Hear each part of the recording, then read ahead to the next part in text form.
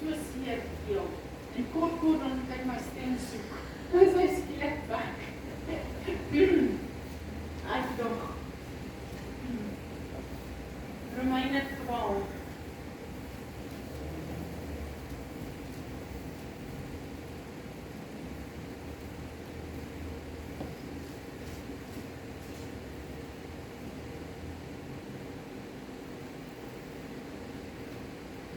Voor ons gaan lees,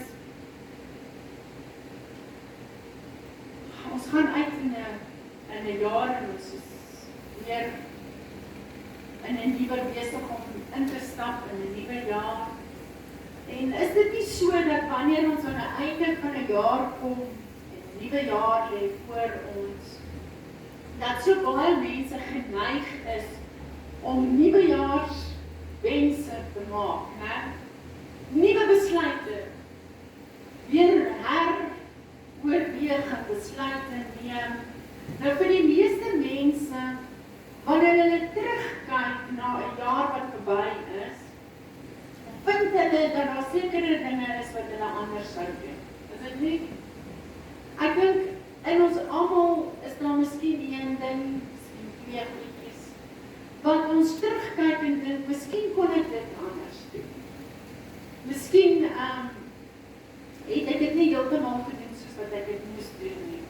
Of dan nou, miskien dinge in jou lewe is, snaaks dat aan die einde van 'n jaar, jy weer kyk en dink, okay, miskien is daar dinge in my lewe wat miskien moet verander. Miskien het ek bietjie stak geraak in hierdie selfde routine, selfde lewe, selfde alles elke dag.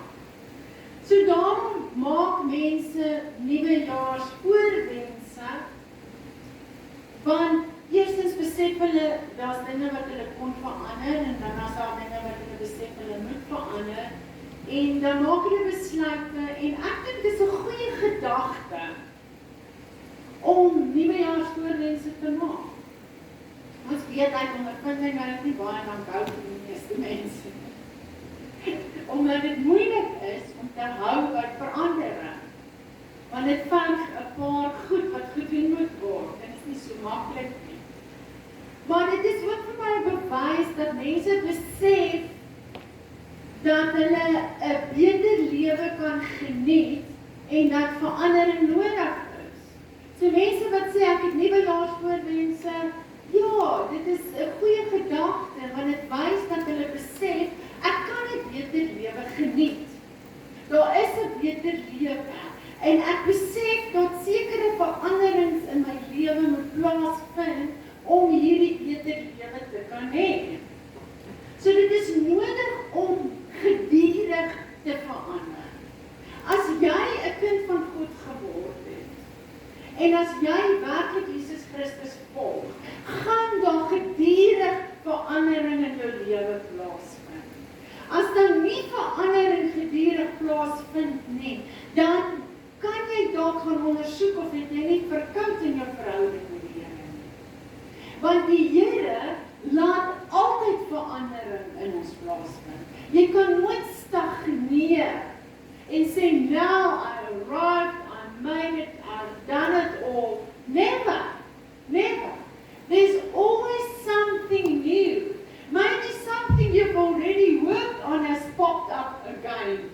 And now you've got to go back, retract, and again look at these things that you once mastered, but now no longer.